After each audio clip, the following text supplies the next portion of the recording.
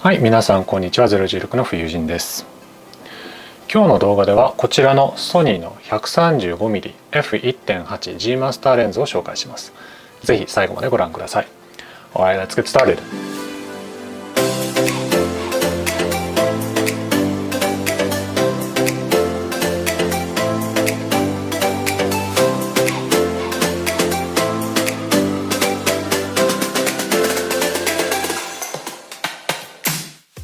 この 135mm G マスターレンズは2019年4月に発売されてすでに2年が経っています。冬人は去年の6月にセカンドハンドとして17万円くらいで買いました。こういった高い買い物をするとですね、買った後に本当に買ってよかったのかとか、思ってたほどじゃなかったなって思っちゃうことはよくあるんですけれども、この G マスターレンズに関してはそう思ったことがないです。少しも後悔はしていません。で、今日はこのレンズをレビューするんですけれども、この G マスターレンズ持ってます、使ってますという方がいれば、ぜひコメント欄にご感想いただければと思います。ではどんなレンズなのか早速見ていきましょう。まずはビルドクオリティから。135mm という価格にしては小柄な外観で、重量も個人的には許容できます。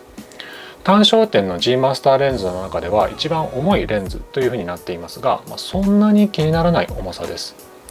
このレンズの競争相手はシグマの 135mm f1.8 DGHSM ですが、あのレンズよりも 280g 軽いです。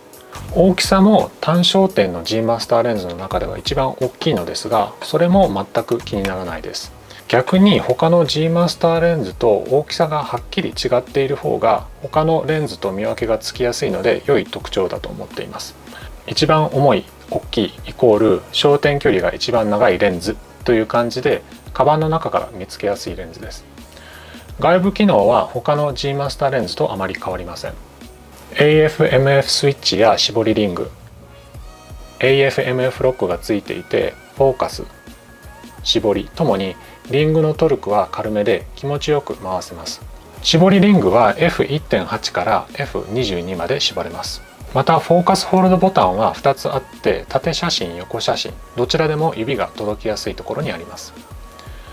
望遠ズームレンズを除いて他の G マスターレンズにない特徴はこのフォーカスレンジリミッターです。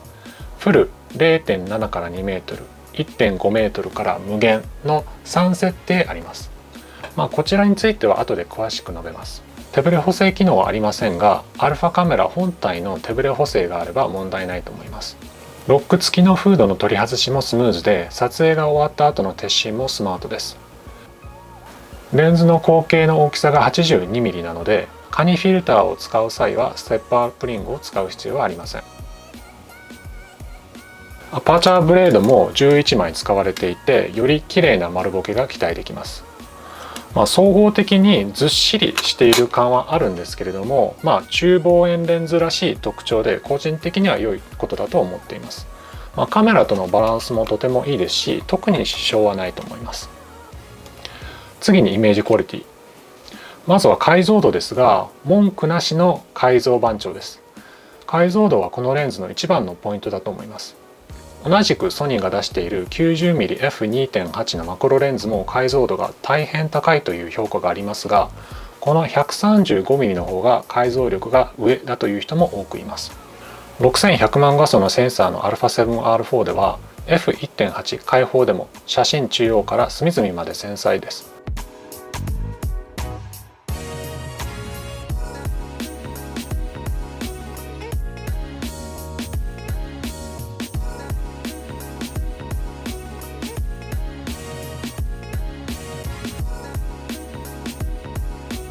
クロースアップのポートレートとかですと全てを写し取ってしまいます。なのでライトルームで明瞭度を下げてあげる必要が出てくるかもしれません。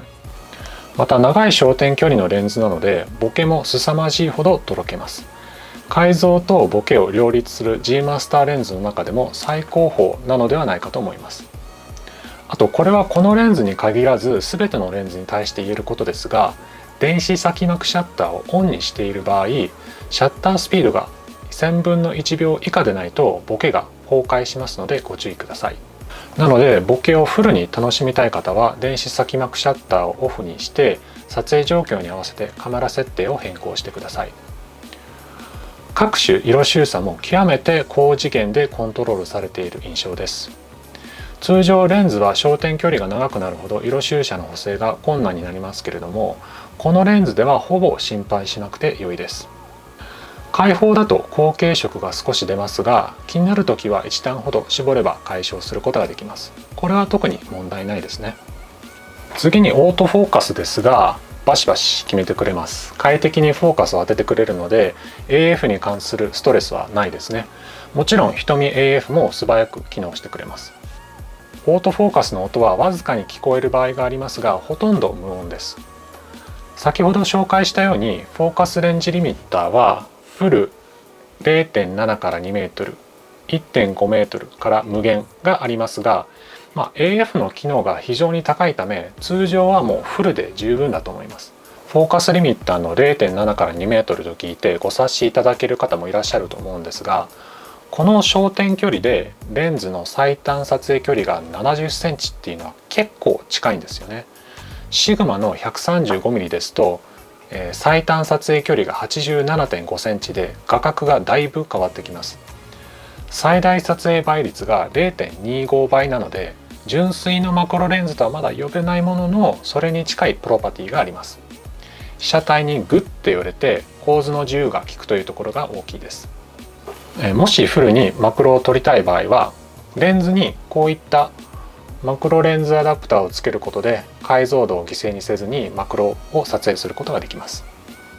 で、問題の値段ですけれども、決して安くはないです。このレンズの初売り価格は約 20.8 万円で、現在の最安値は約18万円です。安くはなってきているものの、まだまだ高いですよね。中古では17万円台で売り出されているので、中古でも良いという方にはもう少し安くなります。ただ値段が高い分、その分レンズのクオリティが高いので、私も買って損はしていないと思っています。この先何年間も使っていきたいなと思っています。高いと感じればシグマも13万円ぐらいなので、この G マスターレンズと比較してみてみると良いと思います。で、最後に総合的感想を言いますと、やっぱり買って後悔はないですね。レンズを使い始めて1年以上になりますが、この 135mm の G マスターレンズは本当非常に明快なコントラストを出してくれますし、大きなボケを生かして印象的な写真をとても簡単に撮らせてくれるんですよね。なので大変魅力的なレンズだと思っています。癖のない綺麗な写真を撮ることができます。135mm っていう価格はロケーションによっては扱いにくい焦点距離ではあるんですけれども、距離を稼げる撮影場所であれば絶対的な性能を発揮するレンズなので、使える場所ではぜひ活用したいレンズです。なのでこのレンズは常にカバンの中に入れています。で、このレンズの一番の売りはやっぱり解像度ですかね。昨今 85mmF1.2G マスターレンズの M2 の発売が噂されていますが、この 135mm 並みの解像度であれば文句なしのレンズになるんじゃないかなと思います。そのくらいこの 135mm は高い標準を示してくれています。はい、今日はこのソニーが出している 135mmF1.8G マスターレンズを紹介しました。今回も最後までご視聴ありがとうございました。もしよかったら高評価とチャンネル登録をお願いします。SNS もやっておりますので、もしよかったらそちらの方もご覧ください。では次回の動画でまたお会いしましょう。See you in the next video.